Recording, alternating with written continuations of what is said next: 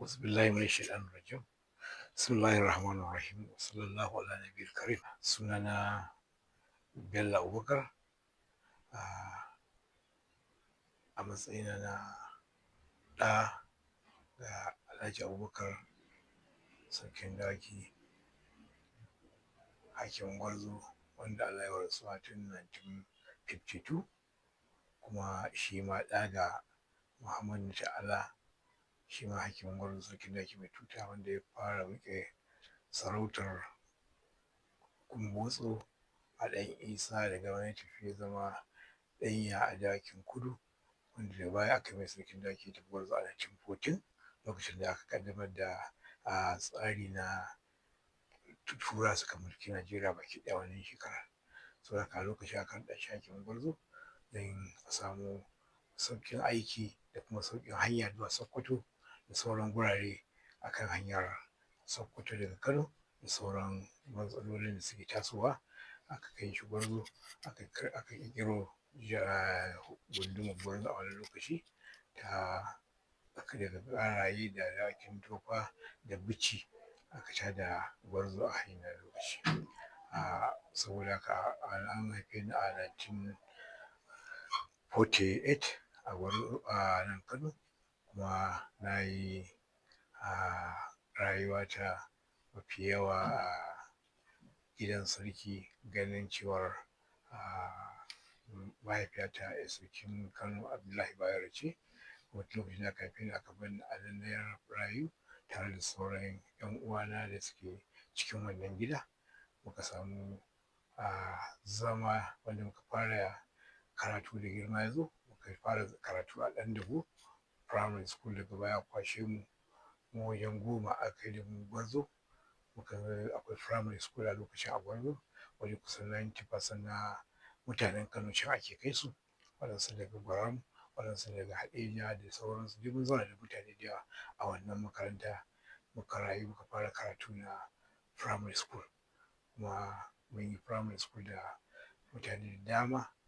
A wani lokacin mun samu ƙarin girman makarantar, aka mai ta Post Primary, wanda aka ɗebo mutane daga cikin Senior Secondary School a Primary School ta Kano, wanda aka rushe lokacin sun gama karatu.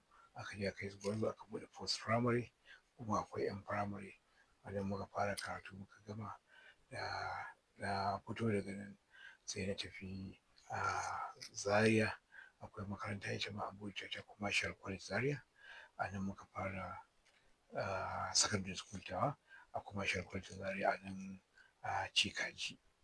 Daga nan da na gama Cikaji sai na tafi, aka tura mu lokacin Premier na wannan lokaci, Premier jihar Arewa Sardauna Sokoto yana son ya mobilizing ɗin mutanen Arewa, sai ya ce ya kamata a ɗebo 'ya'yan jama'a wanda suka san wurin su gaji duk aikin da inyamurai suke yi, saboda a lokacin ana dab da juyin mulki da sauransu, abubuwa sun fara caɓewa a lokacin. Saboda haka aka kwashe mu aka koya ma da mu. Akwai wanda aka mai da su aikin railway, kuma waɗansu aka mai da su aikin P&T, waɗansu ko ni dai an tura ni NEPA a lokacin tana ECN. A lokacin na koyi accounting ana harkar NEPA, wanda kuma nan na gama abin ɗinsu. Lokacin da na gama samun diploma aka tura mu kowa aka yi posting ɗinsa zuwa wani wanda aka ta dace da shi, ni aka kawo ni Kano a ECN ta Kano, nan bakin hanyar Post Office nan na fara. To a lokacin ban fi shekara 1 da rabi da farawa ba, marigayi sarki Dogaro lokacin ya hau sarauta, sai canja ni daga post ɗinsu. Ni ban san ma, kawai shi aka je in ga Marafa, lokacin akwai Marafa Suleiman Jibrin marigayi Allah ya ji kansa, aka ce in je in same shi zai ba ni wani aikin. To actually ko ritaya ne ban yi ba daga ECN, na dawo Kano NA a lokacin, na zauna a Treasury, wanda daga nan na kama aikin accounting, wanda ya tafi da ni tun wani lokaci wajen shekarar 5 ko 6 muna Treasury. Daga baya na koma State Council, nan ma na samu wajen shekara, wanda lokacin mun zauna da marigayi sarkin Shanu Sani, muka zauna da Bello Ɗandago, muka zauna da Ibrahim Cigari Madaki lokacin yi mana sarkin shanu, wannan lokacin na accounting a nan State Council. Ni accountant, muka zauna daga lokacin ne aka daga abin da na dawo aka rushe State Council, aka fara yin creating din lokacin an yi jihohi sai aka yi creating din treasuries, ya zama na kowanne an kai shi local government ɗinsa, ta zama maimakon NA sai aka mai da ko ina ya zama local government. So da aka tura ni Kano municipal na koma treasury a GND, aka bani revenue officer. A nan zauna treasury na Kano local government, municipal local government, ne wajen shekaru da dama. Da a lokacin ne na samu damar samun creating din tashar ƙofar ruwa da wannan tashar sabuwar ƙofa ta wannan wanda da tashar ƙofar Nasarawa, muka tashe ta daga nan ƙofar Nasarawa aka mai ita stadium, daga stadium aka mai da ita wannan ƙofar Wambai tsakanin ƙofar wajen Fiore. Daga baya aka tashe mu aka mai da ita, da a wani lokacin mu muka ta wannan wahalar aikin, Allah ya sa muka zama attached to aikin gaba ɗaya, wanda a lokacin gaskiya ba alfahari ba, na taimaka da dama wajen ƙirƙiro abubuwa da dama irin su kasuwar sharaɗa da ƙofar na isa take.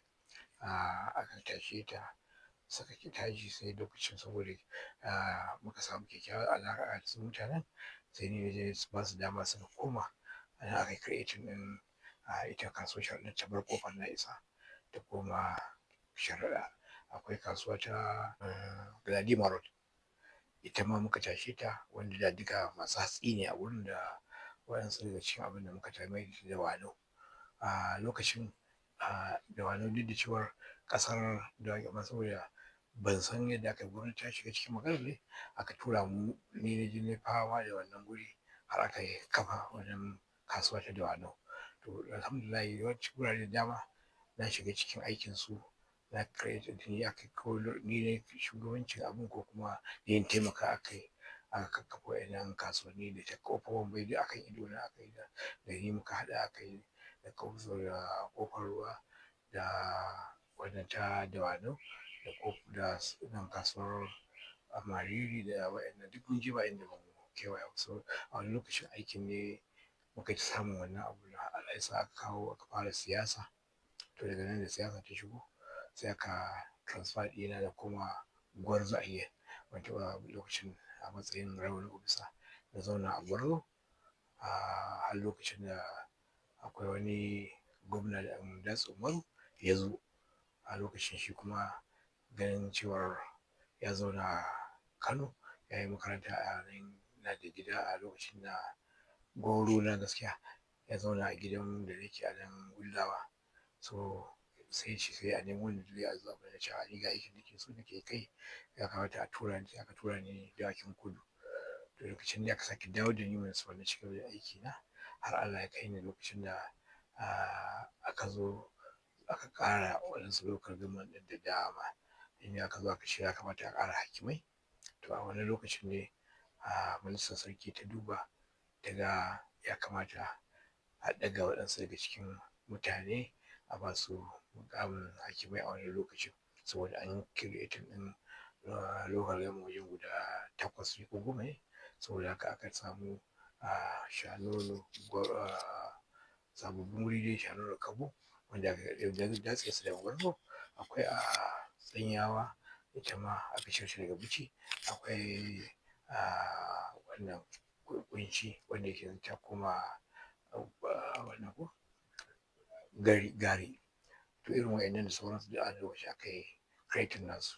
So a lokaci da aka raba mu da SMC Ado Bayero, a lokacin ƙanina ne aka ba shi hakimin Birni, ni kuma aka kai ni Shanono. To kusan tun da ni kaina ake so abin da nake, na ji daɗin zama a Shanono ƙwarai da gaske, tunda abin da muka tsaya muka yi a Shanono abin alfahari, abin jin daɗi ne. Kusan mun tarar da mutane da dama suna cikin maguzanci da sauransu. Allah ya taimake ni na samu mutane masu kishi da sauransu a can, muka samu aiki wanda muka ban taso daga shan nono bayan shekara 15 ko nake ji a can, sai da kusan shan nono ta kusan ban da garin Dagaci ɗaya ba inda za ka je ka samu maguza, kusan 90%, 95% ɗin shan an koma musulunci. To wannan ne yana cikin abin da ya faranta min rai. Lokaci ɗaya kuma na sha nono sai gurbin kakannina, kakana da mahaifina ya faɗo, aka aiko a sake kiran mu, aka zo aka bani sarautar sarkin dawaki. Aka bani zaɓi na in zauna in sha nono ko gwarzo ko gabasawa, da lokacin gabasawa is vacant. Sai naga harkar siyasa da sauransu, sai na ce na fi son zaɓi gabasawa in zauna can, ya fi zaman lafiya saboda babu hayaniyar siyasa kamar gwarzo a lokacin. Akwai hayaniya da dama a nan. Dole haka aka tura ni gabasawa na zauna a Zakirai. Allah ya sa sai very soon da lokacin na samu aka sake canja ni, yanzu aka sake mai da ni gwarzo, ganin cewar an samu natsuwa da sauransu. Saboda haka sarki Muhammad Sanusi na biyu ya zo ya tura ni koma gwarzo gidan mahaifina da kakana, wanda dama su suka gina wannan gida, su ne muka koma ciki, yanzu muna gwarzo insha Allah. Na kai sama da shekara 30. Saboda in ka ɗauki lokacin da aka ba su, ni kaina yanzu bara waccan ne ko shekara 2 kenan na yi bikin shekara 20 da sarkin dawaki. Kaga wataƙila can kuma sha nono na da wani shekara 15 ko 15? 15. So ka haɗa su 35 kenan. Amma in ka ƙara da biyun da kuma wajen bara waccan ne muka yi bikin ko. Saboda gaskiya 37 kenan ko insha Allah. To ranka ya daɗe, sai wannan muhimmin ɓangare da ake riƙe da shi na guda daga cikin 'yan majalisa da suke zaɓen sarki a lokacin da buƙatar hakan ta taso. Shin kusan ya za a yi wa al'umma taƙaitaccen bayani dangane da shi wannan gagarumin aiki? To gaskiya kamar yadda ka tambaya, shi wannan sarautar aiki da aka yi, kamar yadda ka sani lokacin da aka yi jihadi, saboda akwai gidaje guda 4 ko 5. Akwai gidan Daurawa da na Musa Makama da kuma gidan sarkin Bai. To Malam Jimo, wanda shi wa ne wurin sarki Ibrahim Dabo, sai aka ce in har za a yi creating ɗin gidajen nan duka, sai aka ce kada a zama bias, zamana ana yin sarauta da gawa da shi ne yake sa sarki kuma yana ɗan uwansa da sauransu. Shi sai aka ce a yi creating ɗin ita sarkin dawaki mai tuta ta zamana, tunda shi Malam Jimo shi karɓo tuta daga gurin shehu, kuma ba za a ba shi tunda wa ne gurin sarki Ibrahim Dabo, ba zai karsa, sai aka ba 'ya'yansa, daga 'ya'yansa ne ta taho aka zama shi ne muka zama wayannan 3 suna nan, mu ne nan. Saboda haka in ka ɗauko sarautar Madaki, ka ɗauko ta Makama, sai kuma sarkin dawaki, sannan sarkin Bai, wanda daga baya aka sa shi sake shi sarkin Bai, saboda shi ya riga ya tafi Sokoto a lokacin da ake ta wannan na neman ita shi ma a ba shi sarautar Kano. To sai aka yi masa alƙawarin cewa in Dabo ya riga shi abun nan, za a yi masa shi sake sai da shi sarkin Baya, shi ne aka mai da shi sarkin Bai. Kuma sai aka ce to kawai sai na sarkin dawaki shi ne na 3, Madaki shi ne na 1, Makama na 2. So haka sarautar ta taho, wanda lokacin da muka zo kamar yadda na gaya muku farkon tsarin aka taho, ga tsarin da aka samu na kakanni. Saboda mu kamar mun fito daga gidan Yalagawa ne ko daga Dutse, saboda haka muna da alaƙa da gidan tun lokacin Malam Ibrahim Dabo, kuma lokacin Suleimanu muna da dangantakar zumunci a ciki. Haka aka yi ta zama da kowanne daga tsarin gidan da kowanne yake.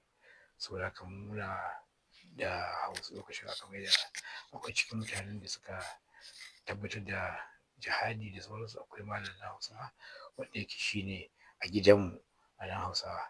Akwai sauran abin.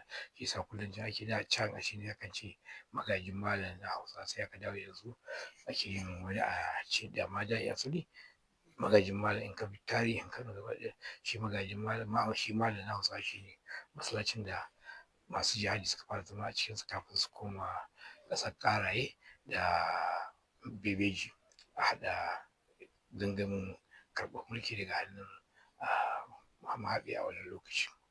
To ka ji abin da ya zama sarkin dawaki ya zama yana cikin guda huɗun da suke karɓar wannan, saboda mu a matsayinmu na dangi na wannan ba za mu iya zama da halatta a ce wane daga cikin an ce ga sarkin dawaki ya zama sarkin Kano ba, ko madaki ya zama sarkin Kano ko sarkin bai ko makama. Iyakacin mu kawai ga tsarin da mun riga mun kai gaci, sai dai kawai mu zaɓi wanda suka dace mu gabatar da su a gurin abu kuma tabbatar da su.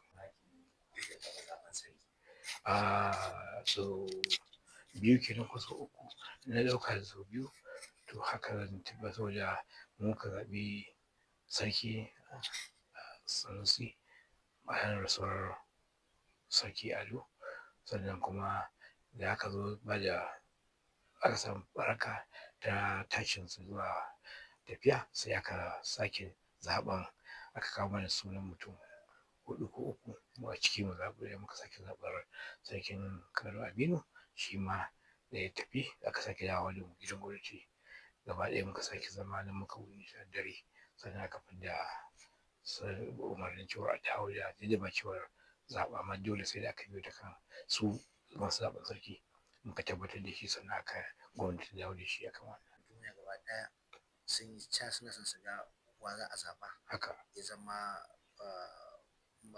magajinsa, saboda da yawa al'umma ba su ma san iya ma ake zaɓen sarki ba. haka ne. Hankali kuma shi ma wannan lokacin hakimi shi ne karo na farko ƙwarai. sarki. Hankali wani irin yanayi ake shiga a wannan lokacin? To alhamdulillah kamar yadda ka sani yanayin da na shiga wannan ba zan iya fasa shi ba, saboda matsayina na ɗa, tunda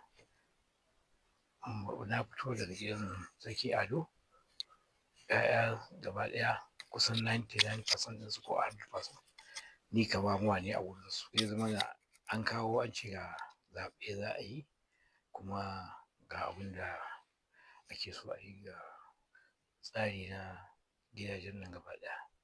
To an yi sa'a ko rashin sa'a yadda na samu kaina a matsayin mai ɗaukar wuƙa ya daɓa a kansa, don da abin da na yi a lokacin gidan kowane ɓangare na zama part and parcel nasu, so dole ne mu bi tsarin da su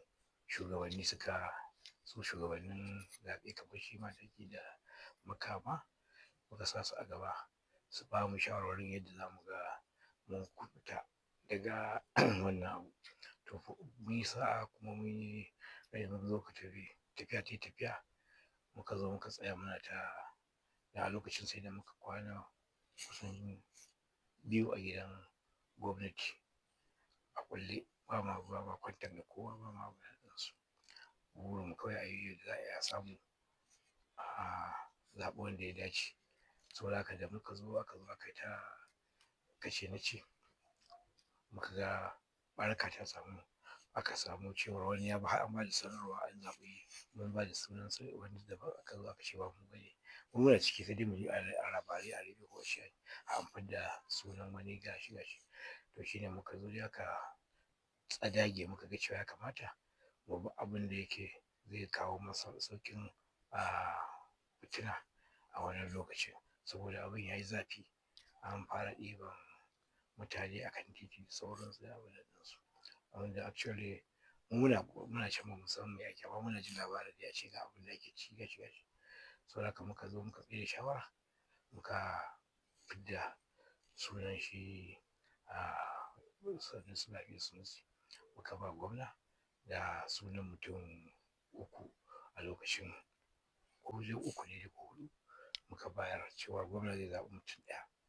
Da ya zo ya zaɓa ma muka ba shi shawarar cewa ya yi abu a hankali, saboda inda yake cewa shi a matsayinsa na gwamna shi ke riƙe da security kan mu damu. saboda haka shine muka ba da sunaye, muka zaɓi dama aikinmu ne mu ba da, ba mu za mu ce wane kai tsaye ba, sai dai mu fidda sunan mutane uku ko biyu mu bayar gwamnati wanda yake gwamna a dokar ƙasa ya zaɓi guda ɗaya cikinsu.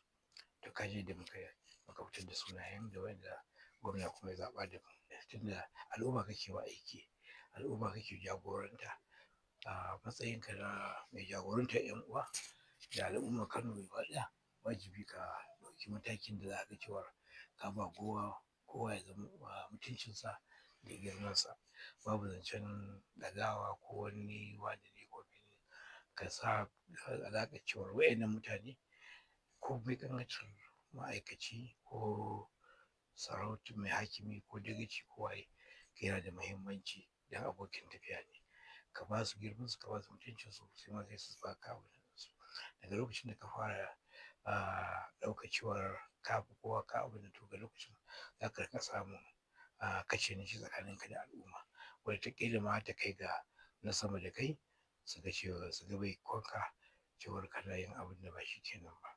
To alhamdulillahi kusan duk abin da za mu yi mukan tsaya mu duba waye me za mu yi kuma me za mu ba wannan shawarwari, su hakimai sababbi su ɗauki al'ummarsu da na gida da na waje duk a matsayin abokan tafiya, kuma kullum mukan gaya musu ko dagaci muka abu da muka ce ya tsaya ya duba ya ga cewar kamar da ubangiji ke cewa dukkanin ya ba mu kiwon al'umma ne, kuma zai tambaye mu abin da ba wai cewa zai sa tambaye mu, shi da kansa zai tambaye mu me ya ba mu, abin da ya ba mu kiwo ya muka riƙe shi. So dole ne mu tsaya mu ga ba su muke kallo ba, yadda muke tsakaninmu da mahaliccinmu muke tafiya don mu ga cewar mun kyautata wa rayuwarmu ta lahira, saboda a lokacin da ka je kai ga ka fi ƙarfin wani da sauransu, to ubangiji kuma ya fi ƙarfinka, dole ka tsaya ka koma ka ga cewar kai me yasa kake yin abin da ba shi kenan. Saboda haka kullum muna ƙoƙari mu janyo dukkan 'yan uwa hakimai da sauran masu sarauta da sauran ma'aikata da sauran al'umma, kusan alhamdulillahi kusan tun da nake ban taɓa samun inda na je na samu rashin jituwa da 'yan siyasa ba, duka da cewar an zauna irin su Shanonon da su Zagi Gabasawa da su akwai 'yan siyasa kala-kala kuma an sha rigima da su ko ta ina, amma alhamdulillah mun zauna da su cikin kwanciyar hankali da jin daɗi, daga su ma 'yan siyasar ko su ma'aikatan masarauta da sauransu, duk muna ɗaukar su a matsayin 'yan uwa wanda za mu ga mun gudu tare mun tsira tare, mun ba kowa mutuncinsa yadda ba za mu ga baraka ta samu tsakaninmu da su ba. Kan mu bar mu zo ce mun fara a ce mun koma ɓangaren wane ko muna goyon bayan wane, ƙoƙari muke mu ga mun sasanta abin ya zauna. Abubuwan nan ba yau aka fara su ba, an yi abun nan tun shekara da shekaru, tun ma lokacin mulkin haɓe an samu irin waɗannan abubuwa na rashin jituwa da sauransu tsakanin hakimai da hakimi ko hakimai da dagaci ko hakimai da ma'aikatar gwamnati ko da sauransu. Mun zauna lokacin mun ga yadda aka ringa tafiya da gwamnatoci daban-daban, akwai wanda za ka zo ka ga sun sa kyakkyawar alaƙa da masarauta, akwai wanda za ka ga to duk wannan sai ka bi ta tsarin da za ka ga an tafi da, saboda tun muna bin manyanmu suna kai mu ga ya za mu sulhunta abubuwa, so duk irin wannan mun bi su da wangai da irin yadda suka tafi da abubuwa, da dole sai mun bi a hankali mun sulhunta abun da zai zama aka samu kyakkyawan sulhu. Akwai inda za ka je in ka zauna sulhun ba zai yiwu da sauransu, to lokacin siyasa ta yi zafi a Gwarzo, shi yasa da na zo sai na ce ni ba zan zauna a Gwarzo ba, na fi zaɓi tafiya a Gabasawa. Gaskiya abin da yake shi ne su lokacin da muka zauna a Gwarzo nan na yi firamare na tashi, kuma nan na zauna iyayena su suka kafa Gwarzo, don a lokacin kakana shi tafi ya je ya zauna a Getso, daga Getso yake zuwa ya gini da kansa, a gina gidan Gwarzo, aka gina duk abin da yake sama da wajen kurkukun nan na Gwarzo yamma, duk kusan 99% ko ma 100% duk gidajen nan shi ya giggina da mutanen da ya koma da su can Gwarzo. So abu ne da yake dole mun ga kamar gida muka koma, 'yan uwanmu duka a nan suke, shi kansa kakana a nan yake a kwance da sauransu. An yi siyasa a lokacin da ake siyasa mai zafi, akwai yayyena da suka shiga siyasa suka suka zama opposition da sauransu. To duk sun inda na bi ta lokacin na je sai ni ma sai na zama ko zama opposition ko kuma zama na shiga tsaka mai wuya. Tsani duk abin da ne fata daga Halifa kamar kaiwa ni kaina ne wa. So na tabbatar maka da cewar burinmu shine yadda aka fara wannan komai abin da aka yi zafi Allah ya kuma da sa Allah. Saboda haka mu a gurinmu shine abubuwa suna tafiya ne yadda Allah ya zaɓa, yadda Allah ya shirya. To amma wajibi akan mu ɗauka cewa jarabawa ce daga Allah. In Allah ya tashi jarraba ka, abin da kake hange shi ne kai kake ganin kamar za ka yi abin. Saboda irin abin da aka ɗauka ɗin cewar ba abun da zafi ba shi da shi Halifa ya tafi da abin cikin sauƙi yake kuma tabbatar da cewar yana da kyakkyawar alaƙa da sauran 'yan uwa baki ɗaya. Ya kuma janyo duka harkokin al'umman gidan Dabo gabaki ɗaya ko ma in ce tun daga Sarki Suleiman duk ya zo ya kakkafa su kowa ya mai da shi muƙaminsa ya ba shi ya janyo shi a jiki. Kaga an yi aikin da za a samu a gudu tare a tsira tare. Bukatar mu dai shine yadda ya buɗe fuskar bakinsa ya buɗe zuciyarsa ya nuna mana cewar shi baya akan kowa. To muma mu zama mun ba da haɗin kai mun amince da duk abin za mu yi babu wani abu za mu kawo wanda zai zama cutuwa ga idan ka cuce shi ɗin ba shi kaɗai ka cuta ba Kano ka cuta. So muna fata Allah ya bamu iko mu ga mun gyaggyara abin da zai tafi. Duk wani abu da aka samu na rashin jin daɗi kamar yadda na gaya muku jarabawa ce daga Allah. Kuma ita jarabawa Allah ya ce a gurin musulmi it's a shortcoming don yanzu nan za ta zo za ta wuce. Saboda haka muna sa ran in ta wuce komai da komai zai gyaru zai ragu za a samu kyakkyawan jagoranci a Kano kuma za mu ba da haɗin kai yadda Kano za ta samu ci gaba ba tare da an samu ɓaraka ta 'yan uwantaka da sauransu ba. Duk wani abu da aka yi na wannan dama wajibi ne ba yau aka fara shi ba. Tun kakannin da iyaye da tun ma asalin kowace daula sai an samu irin wannan. So muna fata Allah ya kawo mana sauƙinta ya zamana an samu haɗin kanmu mun kashe fitinar da ta taso da kowane hanya. Shi ma ya samu dama yadda zai haɗa kan 'yan uwa duka a tafi da baki ɗaya aiki ɗaya kan shugabanci guda ɗaya. Allah ya mana jagora.